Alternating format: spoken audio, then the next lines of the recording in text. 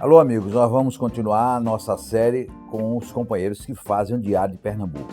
E hoje nós vamos conversar com aquele que tem o nome mais difícil da redação. Anderson, ninguém chama ele de Anderson, Malaguti. É Malaguti? É Malaguti. É mistura de mala com a grife Guti. É, um pouco. Ô Anderson, eu vou lhe chamar de Anderson, porque tem Malaguti eu vou acabar errando. Tudo bem. Ô Malaguti, como foi sua formação acadêmica?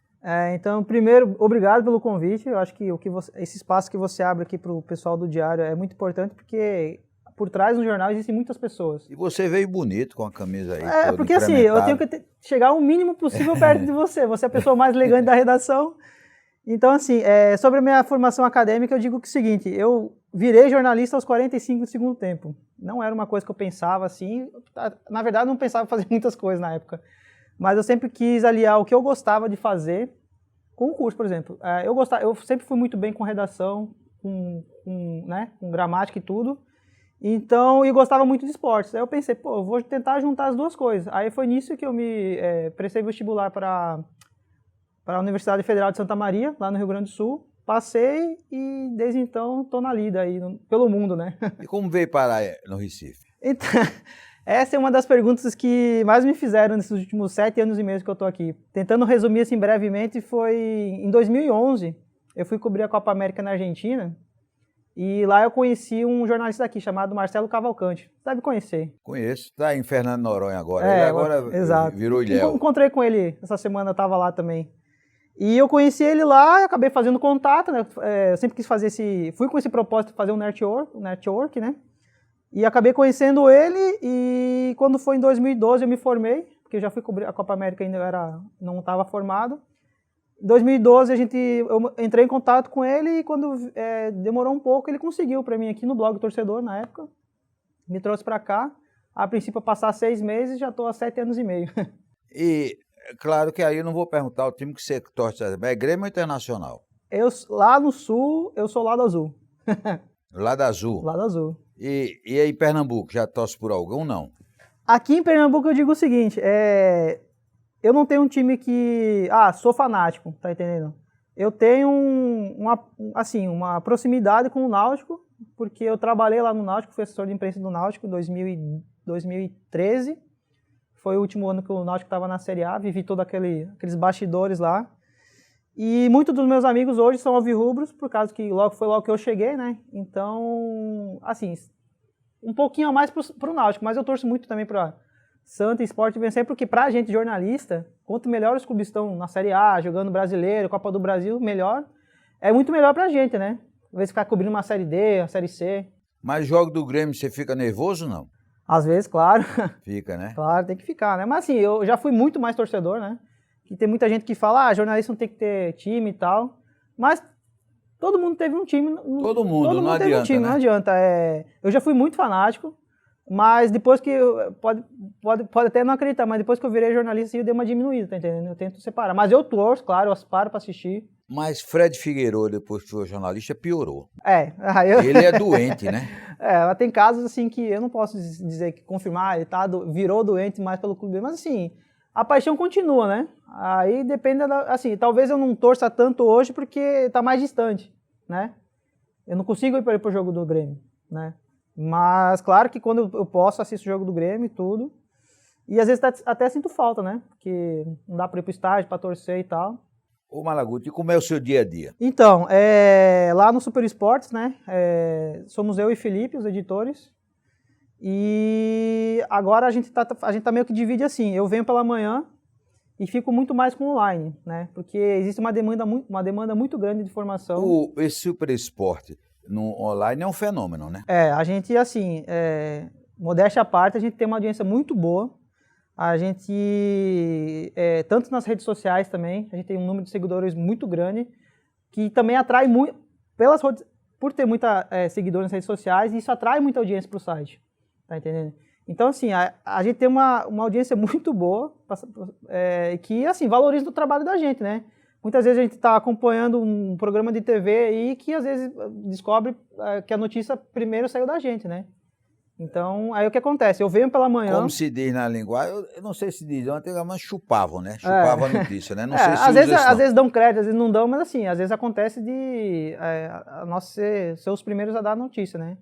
Então eu venho pela manhã e fico com o site, né? Então fico com o site, tem um pessoal que fica também no site, eu fico orientando e atrás de informação toda hora. É fundamental para um trabalho, como todo jornalista, como o seu, é a fonte, né? A fonte, exato. Assim, eu falo para os nossos estagiários hoje, né? Primeiro passo, criam esse vínculo com as pessoas, ligam. Não adianta ficar só na redação às vezes. Pega, vai para campo, liga, vai atrás, cria um vínculo. Não seja só esse cara jornalista que liga e já pergunta. Tenta fazer com que o seu entrevistado, a sua fonte, seja uma pessoa que lhe conhece. Porque a partir desse momento, a pessoa ela tem uma abertura maior. É esse vínculo que faz com que você extrai bastante coisa de quem você precisa perguntar. Você tem relação com o jogador e com o técnico? Alguns sim, porque, por exemplo, na época que eu trabalhei no Náutico, eu fiquei amigo, era convívio, né? Eu trabalhei, vivia 24 horas dentro do clube, então, assim, querendo ou não, tinha contato com todo mundo. Até hoje tem muitos jogadores que são meus amigos. Cook demais, porque Cook tem uma história que ele não é gaúcho, né? Mas ele foi criado, né, lá em Roca Salles. Então, quando eu fui pra lá, que eu contei minha história pra ele, hoje Cook me dava carona todo dia pra ir pro treino. Ele morava perto da minha casa e eu não tinha carro na época, me dava carona. E assim, em relação com o técnico também, porque em 2013 teve 5 técnicos no Náutico naquela época. Wagner Mancini, Galo, Marcelo Martelotti. E depois disso eu convivo do dia a dia também, né? Porque a gente liga, né? Se apresenta, vai para treino. Então, assim, a que é que se atribui? Realmente agora está com a possibilidade grande do esporte voltar, né? O Náutico para B e o Santa Cruz na C. Mas evidentemente que o futebol de Pernambuco teve um declínio. O público dos jogos daqui, por exemplo, leva banho do Ceará, leva banho da Bahia, leva banho de Alagoas. O que aconteceu com o futebol também? Falam muito no Todos com a Nota, o fim do Todos com a Nota. Foi isso? Eu como gaúcho, a primeira imagem que eu tinha do futebol pernambucano nordestino é a torcida. Né? A gente poderia, com certeza, a imagem que se via lá do sul dos times daqui era uma torcida. Estádio cheio, Arruda, Ilha, Aflitos. E eu peguei justamente o final do Todos com a Nota. Né? E eu acredito que sim, porque até certo ponto isso beneficiava um pouco, mas vem um contraponto. Eu acredito que também isso mal acostumou os torcedores, né? Porque, por exemplo, Zé Neves, que já foi presidente de Santa Cruz, me disse outro dia que o grande problema do futebol de Pernambuco é que os ingressos são muito baratos, né? Você não pode cobrar R$5 por um jogo que custa uma fortuna, né? Exato. Mas por isso que eu tô falando, às vezes talvez o torcedor está mal acostumado com isso. Porque você vê um jogo que o Sport, por exemplo, que está jogando ainda, né, às vezes. Só como, por exemplo, né? Às vezes tem um jogo a R$20, o ingresso mais barato. Aí de um jogo para outro, que talvez é mais importante, vai para 25. Já tem torcedor que não vai por causa de R$5, porque está acostumado a pagar R$20. Será que tem um poder, alguns torcedores não têm o poder aquisitivo de outros, né? Mas eu acho que isso mal acostumou o torcedor. Porque se você vai para o Rio... um exemplo que eu levo até hoje. Eu fui para um jogo em Curitiba, lá no Couto Pereira, o ingresso mais barato era R$150. 150? 150 reais. Por quê? Eles incentivam os torcedores a virarem sócios. Entende? É mais barato você ser sócio do que comprar um ingresso avulso. Porque hoje o clube que mais fatura no Brasil, claro que tem o Flamengo, que bota 60 mil em tudo que é jogo. Mas o Palmeiras cobra muito caro os ingressos. Né? Exato, cobra muito caro, porque também tem um plano de torcedor atrativo, que fez o torcedor chegar junto. E nisso tudo é arrecadação, né? Isso vai arrecadando, esse dinheiro arrecadado vira em reforços, né? Patrocinadores, e isso acaba atraindo mais torcida também, né? Porque o torcedor vê o clube bem de dinheiro, bem com jogadores, e acaba também atraindo mais torcedores.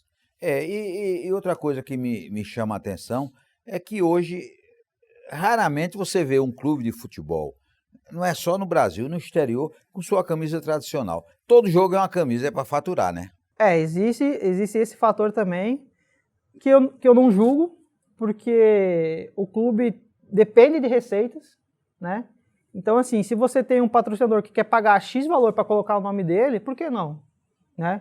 Agora eu só não acho muito legal quando é muito, né? Muito patrocinador, às vezes parece um banner, sei lá, uma coisa muito, um carnaval, como eu posso dizer, né? CSA é que é recordista. A camisa do CSA não tem espaço para nada. Exato. É tudo que é patrocinador. Tem o lado, como eu tô falando, tem o lado, eu acredito que tem o lado bom e o lado ruim. O lado bom é que se tem patrocinador, tá entrando dinheiro. E o dinheiro ajuda a pagar salário, ajuda a trazer os investimentos.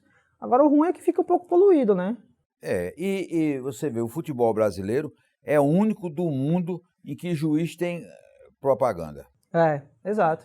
E eu não sei se dá retorno, porque o juiz só vai pra coisa pra turma xingar a mãe dele, né?